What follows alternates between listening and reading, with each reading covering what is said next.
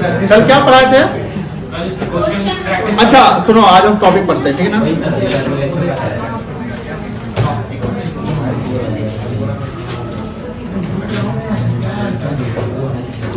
अच्छा लेक्चर कितना होगा बेटा?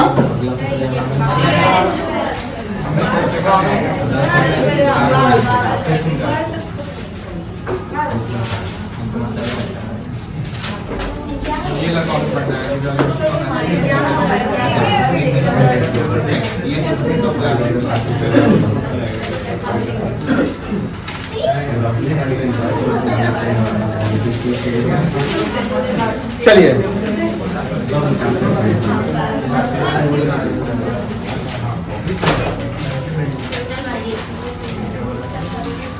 लिखते जाइएगा।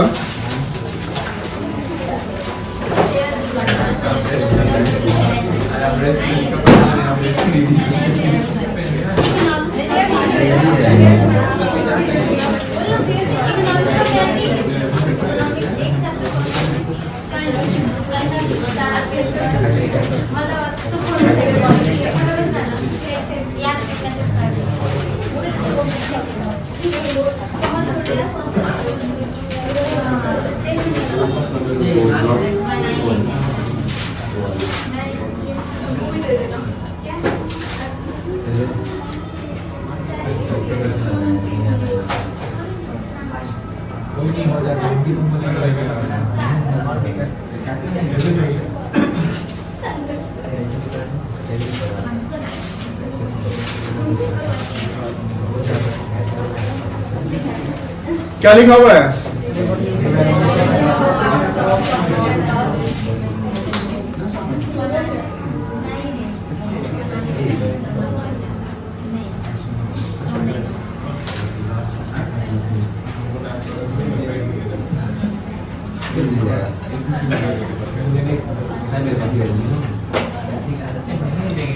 Revaluation of assets and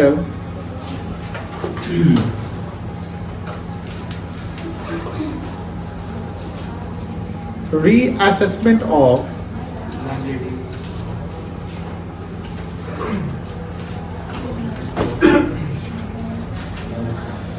liabilities.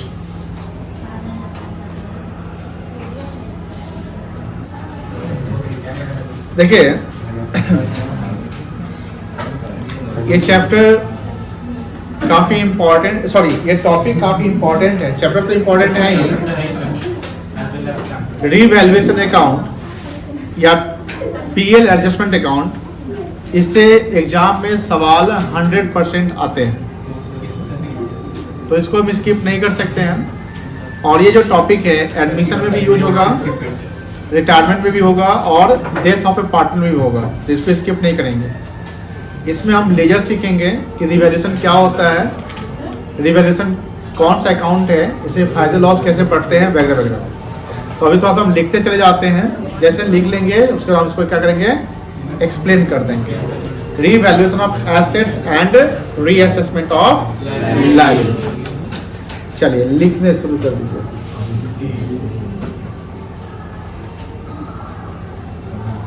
When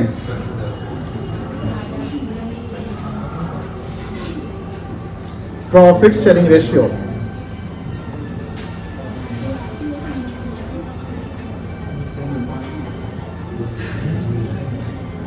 among the partners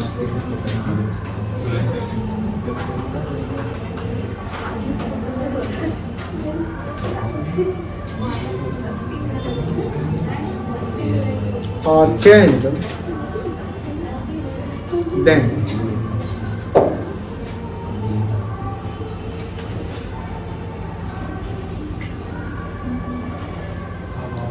firm is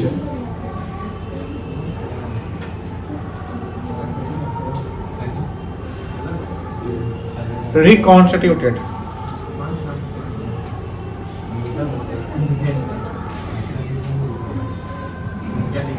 due to reconstitution of firm.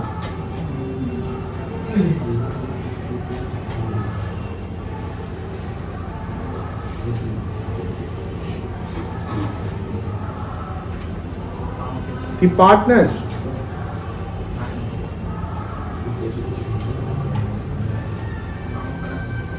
may decide to revalue the assets of firm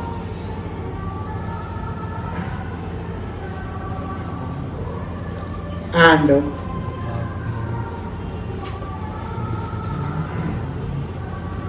reassess the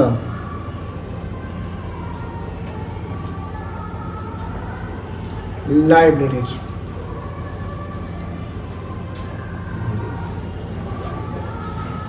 When assets are revalued and liabilities are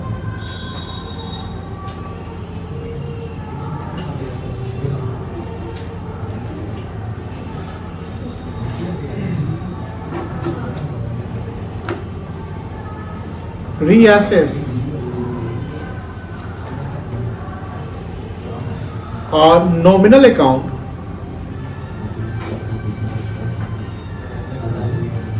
named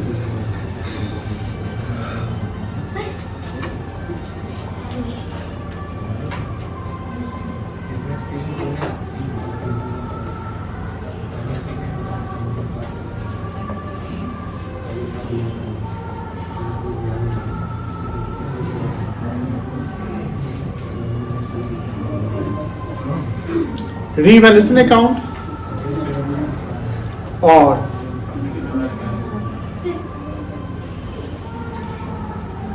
profit and loss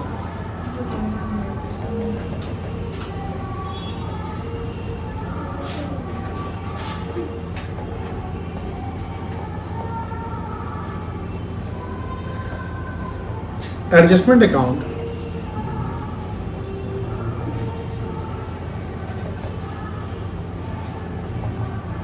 is required to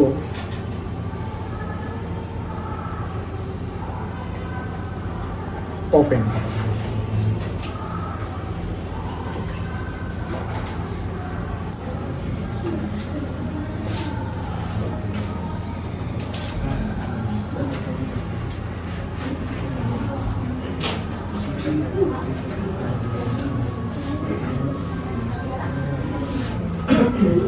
exam में theory भी पूछता है what do you mean by revaluation account, तो ये theory में भी ये result लिख सकते हैं, ठीक है ना।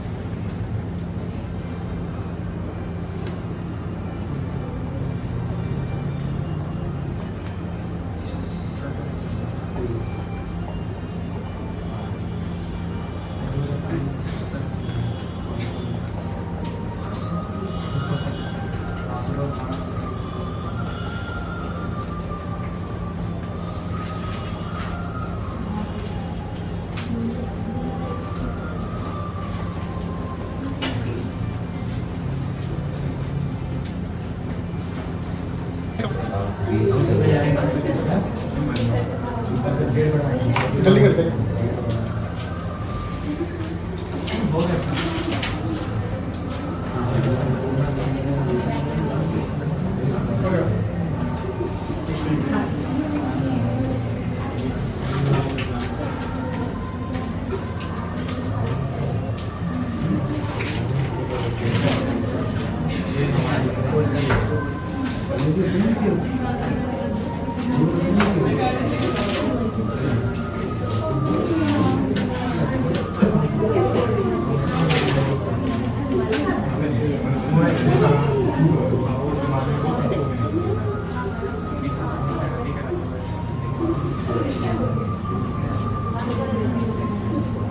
सभी आ गए? चलिए थोड़ा सा देख लीजिएगा। हाँ, रिवैल्यूएशन अकाउंट का दूसरा नाम क्या है? प्रॉफिट एंड लॉस या पीएल एडजस्टमेंट। तो समटाइम कोई क्वेश्चन रहेगा जैसे पीएल एडजस्टमेंट बनाने के लिए बोलेगा, या कोई सवाल आता है जैसे रिवैल्यूएशन अकाउंट बनाने के लिए आएगा। तो दोनों सेम होता है। दोनों क्या होता है बेटा? सेम। तो घबराइएगा नहीं। जब हम रिवैल्यूएशन करते हैं तो री मतलब होता है अगेन, री मतलब क्या होता है? अगेन। और वैल्यूएशन मतलब फिर से वैल्यू करना। रिवैल्यूएशन करने से फर्म को प्रॉफिट या लॉस होता है। क्या होता है? लेकिन वो प्रॉफिट लॉस कैश प्रॉफिट या एक्चुअल प्रॉफिट नहीं होता है। एक्चुअल प्रॉफिट क्या होता है? एक्चुअल प्रॉफिट का मतलब कि जब हम किसी सामान को बेचकर प्रॉफिट जनरेट कर लिए तो उसको क्या बोलेंगे? Actual profit.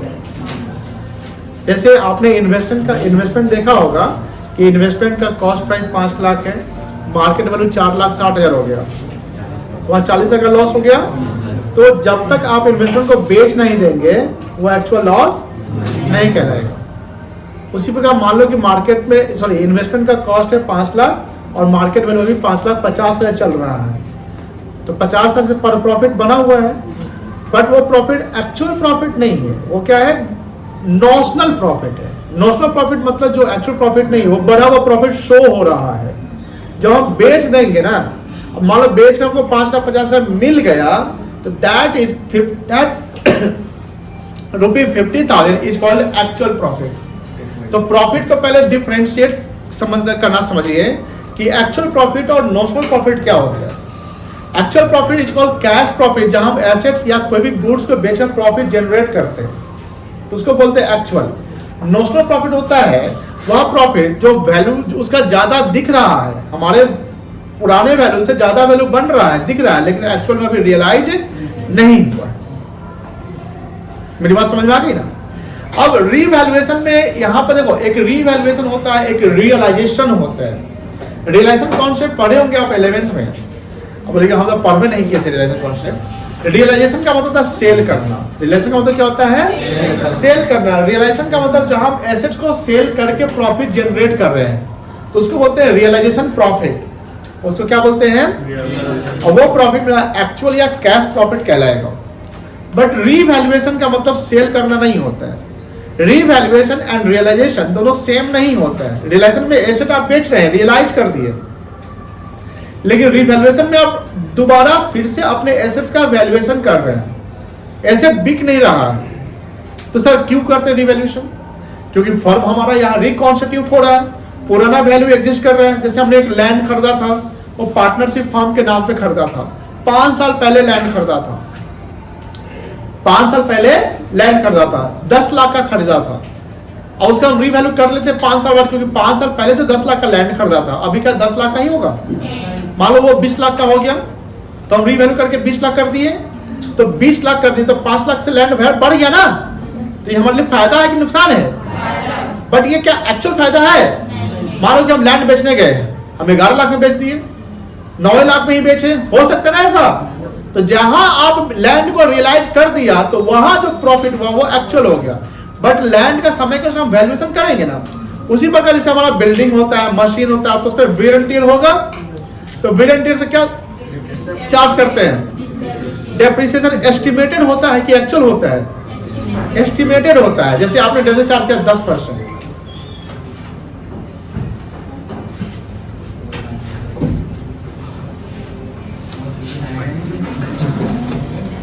टाइमिंग क्या है बेटा? लेट हो गया, आप आ जाइए, बैठिए श्रेयान, इनके साथ बैठ जाइए, अकेले बैठे हुए, कल से नेट टाइम पे। हम कहाँ थे?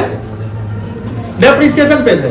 तो डेप्रिसिएशन समझो, यहाँ पे डेप्रिसिएशन जो आप 10% 15% करते हो, बताओ वो एक्चुअल डेप्रिसिएशन होता है कि एस्टिमेटेड होता है? वो तो आपने मान लेते कि 10% घट रहा है, लेकिन क्या मशीन का 10% से घट रहा होगा? हो सकता है कि 5% से घटा, 20% घटा, तो वहां आप डेप्रिसिएशन के बाद का वैल्यू एसेट बैलेंस शीट दिखाते हो ना, तो वहां डेप्रिसिएशन हमारे नुकसान है कि फायदा है? और एप्रिसिएशन कौन सा ऐसा फिक्स्ड एसेट है जिसमें एप्रिसिएशन है ना? तो अब यहाँ पर रीवैल्यूएशन समझिए, रीवैल्यूएशन जो प्रॉफिट आएगा वो कैश प्रॉफिट नहीं होता। ये बहुत ही बड़ी बात बता रहे हैं, इसका यूज आपको फ्यूचर में जब आप करोगे तो वहां पर कैश प्रॉफिट क्या होता है और नॉन कैश प्रॉफिट क्या होता है समझ में आ जाएगा। जैसे मान लो कि पार्टनरशिप हम रिकॉन्स्टिट्यूट, बात नहीं करिए एकदम, मेन टॉपिक चल रहा है, गड़बड़ हो जाएगा एकदम, सच बोल रहे हैं, इसलिए हम फैन को ऑफ करके शांत किए कि समझ में आएगा आपको। अब कोई भी सवाल होगा आप टॉपिक के बाद पूछ लीजिएगा, एक दूसरे से बात नहीं करिए, ये इंपॉर्टेंट टॉपिक है। हम क्यों इतना जोर दे रहे हैं? क्योंकि थ्योरी में पूछता है, ये लॉन्ग में पूछेगा, शॉर्ट में नहीं पूछने वाला है। इसका एमसीक्यू आएगा ही आएगा, एमसीक्यू भी आएगा, सब्जेक्टिव आएगा, न्यूमेरिकल्स आएगा, सब जगह ही आएगा। That's why very important. तो डोंट टॉक ईच अदर, है ना? आफ्टर द क्लास आप टॉक कर लीजिए। तो यहां पर बात हो रही है कि जब फर्म का रिकॉन्स्टिट्यूशन होता है, फर्म का क्या होता है? रिकॉन्स्टिट्यूशन होता है। तो रिकॉन्स्टिट्यूशन में क्या होता है? पार्टनरशिप डिसॉल्व होता है, फर्म डिसॉल्व नहीं होता है, फर्म तो कंटिन्यू करता है। और जब फर्म कंटिन्यू करता है तो बैलेंस शीट फर्म का बनता है ना, तो balance sheet is the position statement which show the financial position of the organisation.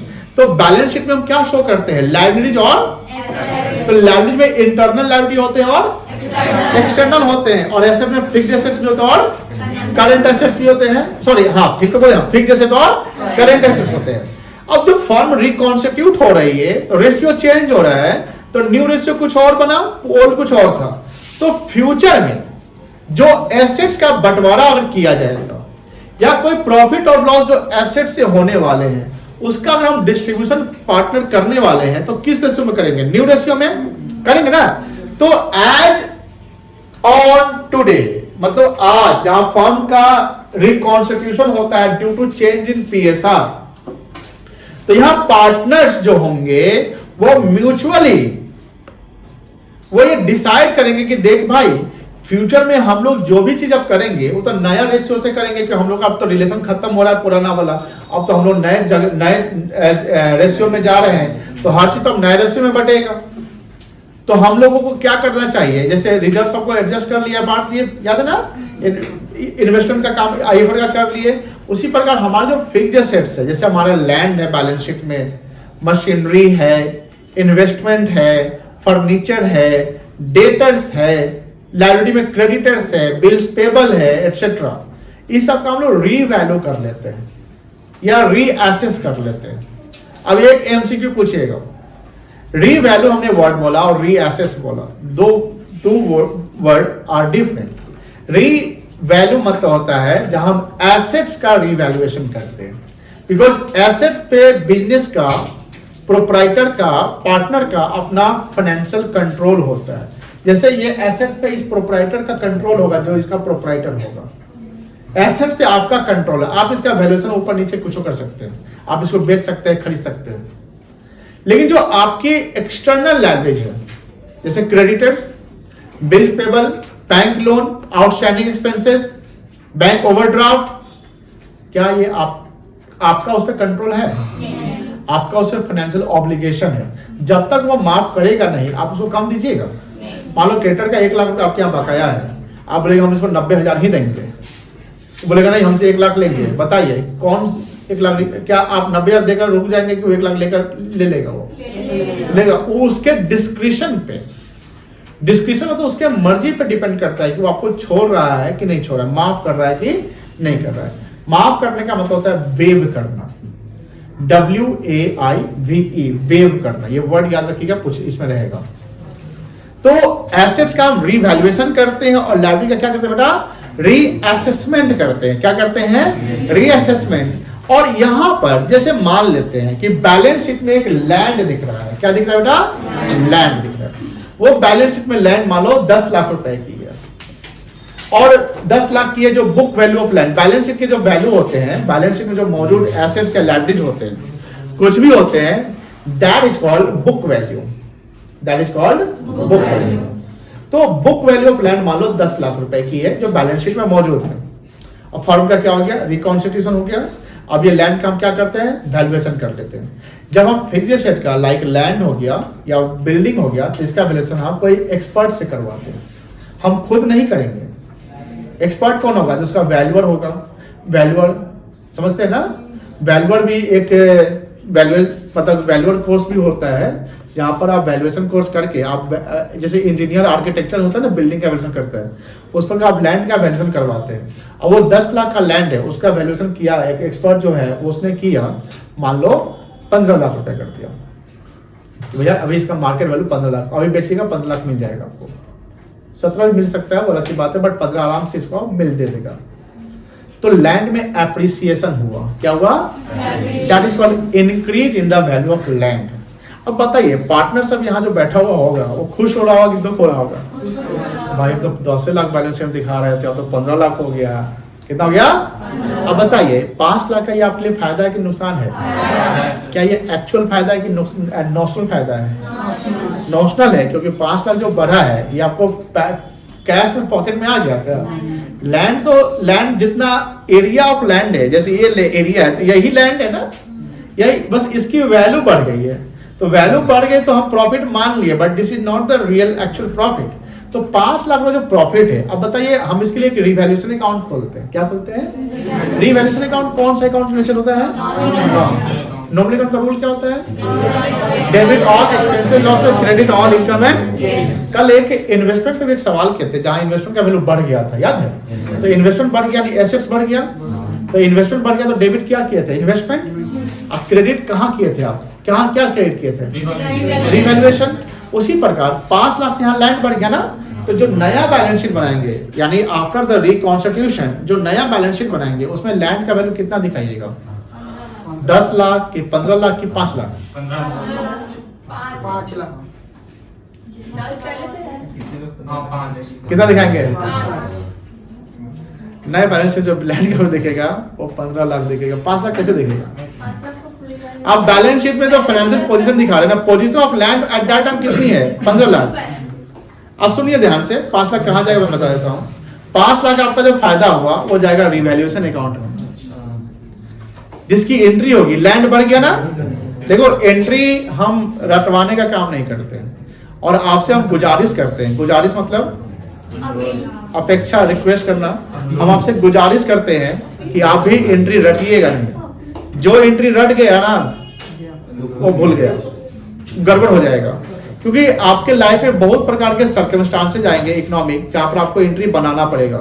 तो आपको एंट्री को बनाना है। जैसे यहां पर हमने बोला कि लैंड बढ़ गया, तो लैंड एसेट्स होता है, तो लैंड को क्या करेंगे? डेबिट कर लेंगे। लैंड को क्या करेंगे? और ये फायदा है हमारे लिए, तो यहाँ जो भी फायदा नुकसान है ये रिवैल्यूएशन के थ्रू जाएगा। अब देखो हर जगह रिवैल्यूएशन ही होगा ऐसा नहीं है, यहाँ हमने रिवैल्यूएशन किया है, इसके लिए हमको एक अकाउंट खोलना पड़ा है जिसका नाम रिवैल्यूएशन अकाउंट है। ये पीएल एप्रोप्रिएशन में नहीं जाएगा, ये पीएल अकाउंट में नहीं जाएगा, ये ट्रेडिंग में नहीं जाएगा, ये भी नॉमिनल अकाउंट होता है। बट यहां पर हम क्या कर रहे हैं, रीवैल्यूएशन कर रहे हैं, इसके लिए एक सेपरेट अकाउंट बना रहे हैं जिसका नाम क्या है, रीवैल्यूएशन अकाउंट या पीएल एडजस्टमेंट अकाउंट।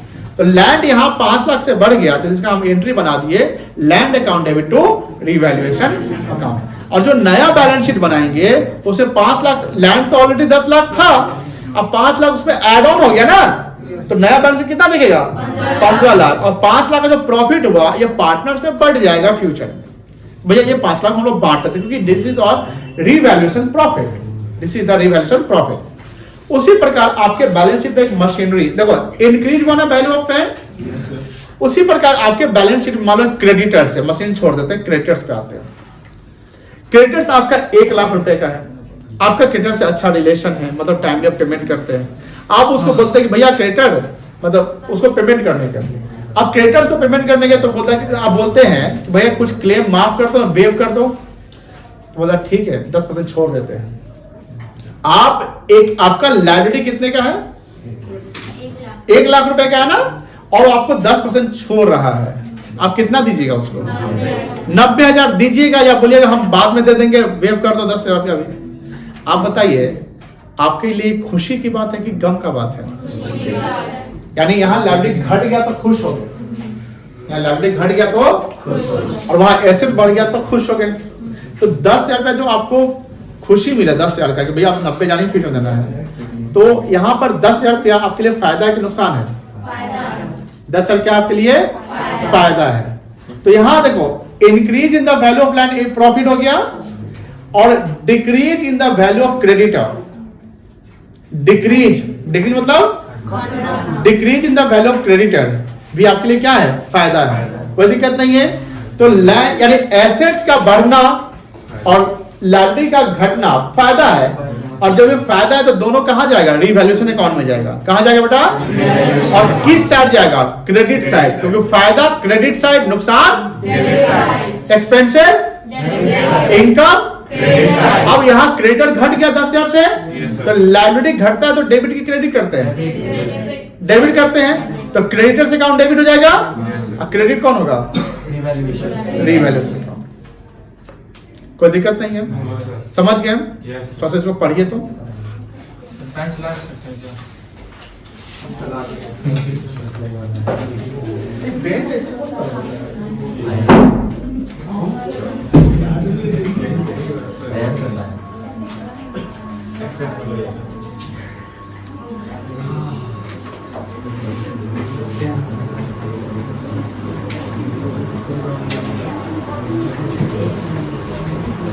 देखिए यहां देखिएगा, when profit sharing among the partners are changed, the firm is due to reconstitution of firm, the partners may decide मतलब कि हो सकता है कि कोई एसेट है फर्नीचर उसका रिवैल्यूएशन नहीं कर रहा है, वो ये भी हो सकता है, ऐसा नहीं कि कंपल्सरी सबका करना है, किसी का वो छोड़ भी सकता है। may decide to revalue the assets का क्या करेंगे, of the firm and liability का क्या करेंगे, रीअसेसमेंट। कोई दिक्कत नहीं है, यहां देखो revaluation of assets and reassessment of liability. When assets are revalued and liabilities are reassessed, a nominal account named revaluation account or profit and loss adjustment account is required to open. Revaluation account nominal account declaration होता है, the rules of nominal account debit all expenses, loss of credit all income and gains only मतलब जैसे मान लो कि balance sheet में furniture 10,000 का है और उसका रिवैल्यूएशन करके भी 10,000 हो रहा है, यहाँ कितना फायदा कितना नुकसान हुआ, तो यहाँ जब फायदा और नुकसान कुछ नहीं हुआ तो रिवैल्यूएशन में नहीं जाएगा, रिवैल्यूएशन में क्या जाएगा, सिर्फ फायदा और, क्योंकि रिवैल्यूएशन नॉमिनल अकाउंट है, नॉमिनल अकाउंट में सिर्फ फायदा और नुकसान जाता है, एसेट्स नहीं जाता है, एसेट्स के वैल्यू में चेंज वाला जो रिजल्ट होता है वो जाता है। मेरी बात समझ में आएगी ना, जैसे लैंड 10 लाख से 15 लाख हुआ तो 15 लाख फायदा हुआ, डेट्स वो फायदा 5 लाख रिवैल्यूएशन में जा रहा है, अगर लैंड 10 लाख का 10 लाख ही रहता तो यहाँ ना फायदा होता ना, तो वो 10 लाख नहीं जाता। समझ गए बेटा? Only the change in the value of and liabilities are recorded in. ये देखो, the result of revaluation, nominal account का रिजल्ट क्या आता है? प्रॉफिट या लॉस आता है। कोई भी नॉमिनल अकाउंट का रिजल्ट क्या आता है? प्रॉफिट या लॉस। तो रिजल्ट ऑफ रिवैल्यूएशन अकाउंट क्या आएगा? रिवैल्यूएशन प्रॉफिट और loss which are shared by in all ratio. कोई दिक्कत नहीं ना है। अब ये 2 पॉइंट बड़ा इंपॉर्टेंट है, देखिए। Increase in the value of assets, बताओ फायदा के नुकसान? रिवैल्यूएशन में क्रेडिट की डेबिट? रिवैल्यूएशन में क्रेडिट तो डेबिट का होगा एसेट्स में।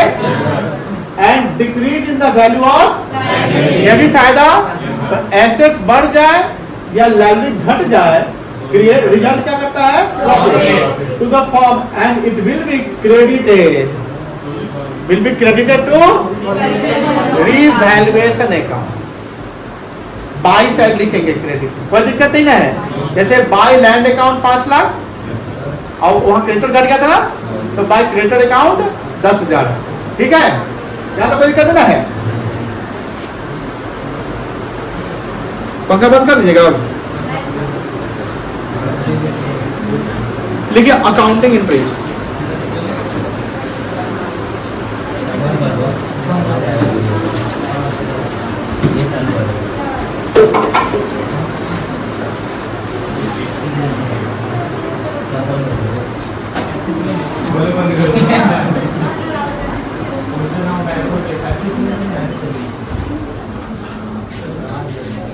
बस फिर गर्मी से फिर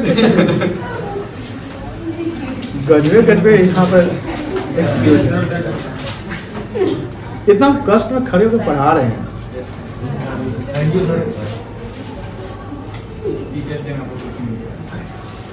When assets are increased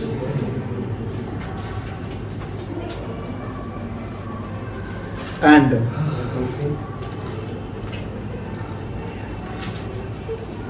liabilities are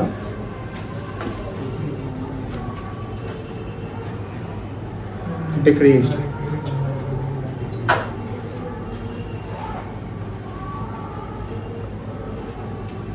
बताओ क्या एंट्री होगा? Assets account revaluation account debit to liabilities account debit revaluation।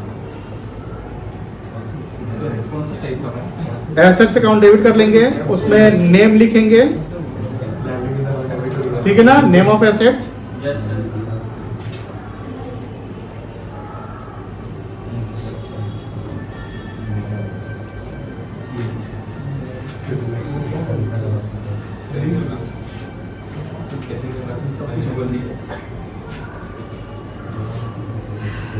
Piyush पीछे इसलिए बैठ गया है। हवा लगी, बहुत दिन हो गया था बात की। डिस्कस कर रहे थे।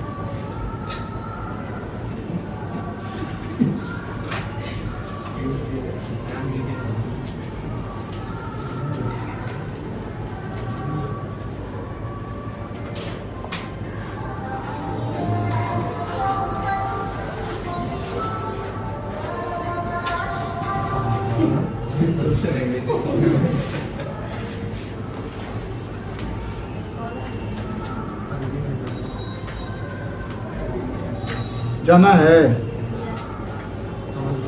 तुम्हें?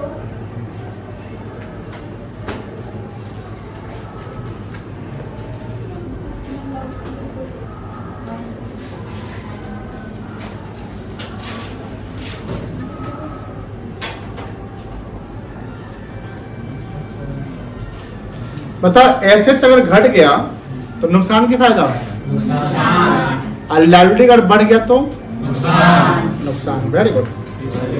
इसमें डेबिट कौन होगा इस बार?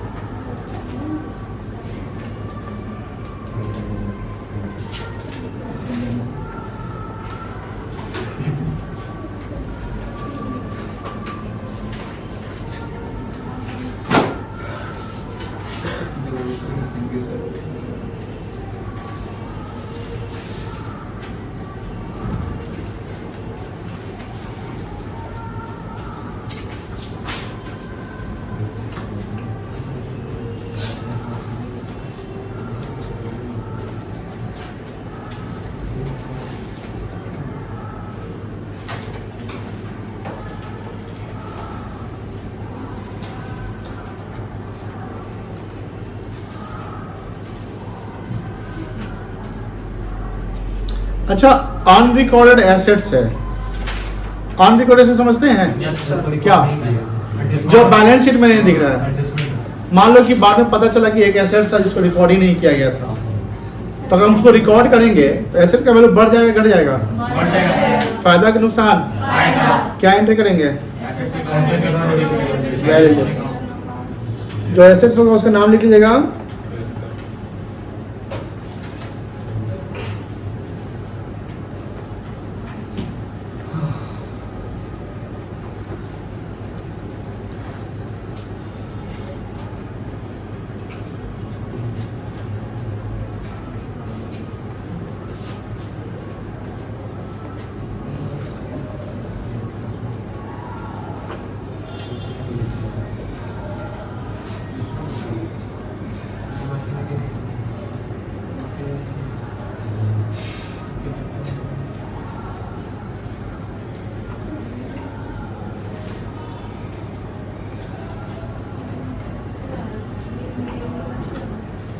क्या?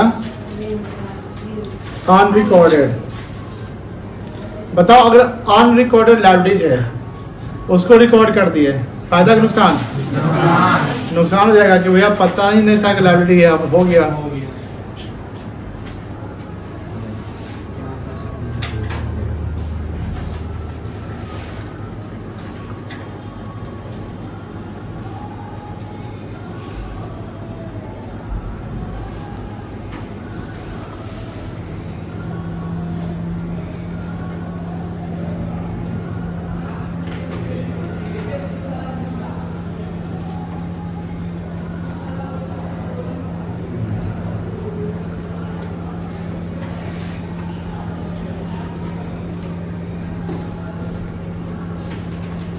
रिवैल्यूएशन एक्सपेंस अगर पेड करेंगे तो पैसा जाएगा कि आएगा?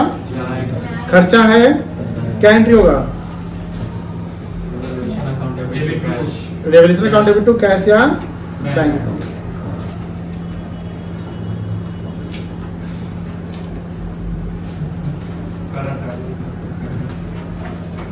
छूट गया क्या?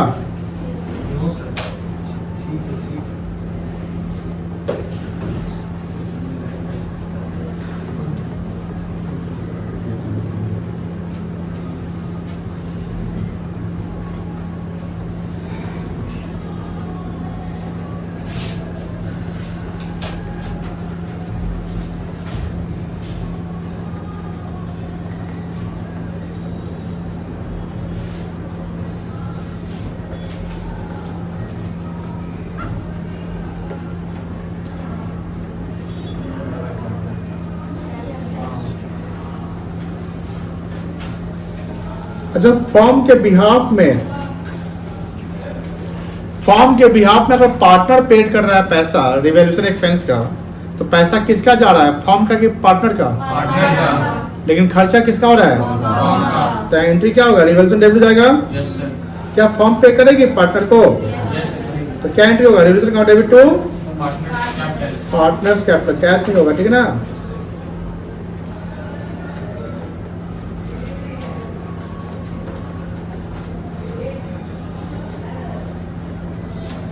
प्रॉफिट या लॉस होगा, इसके बाद तो क्या रिजल्ट होगा, सॉरी क्या एंट्री होगा प्रॉफिट का?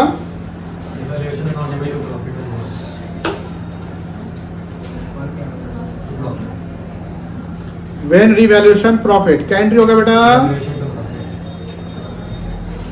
इसका एंट्री होगा रिवैल्यूएशन अकाउंट डेबिट, ठीक है? और ये किसको मिलेगा? पार्टनर्स को, टू पार्टनर्स कैपिटल अकाउंट।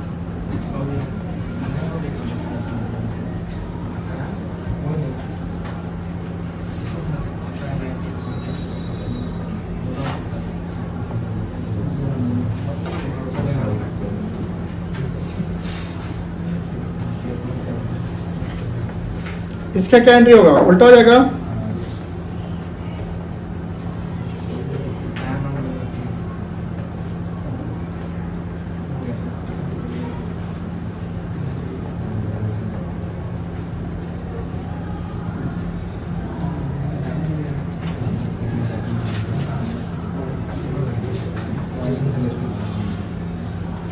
लिख दिए।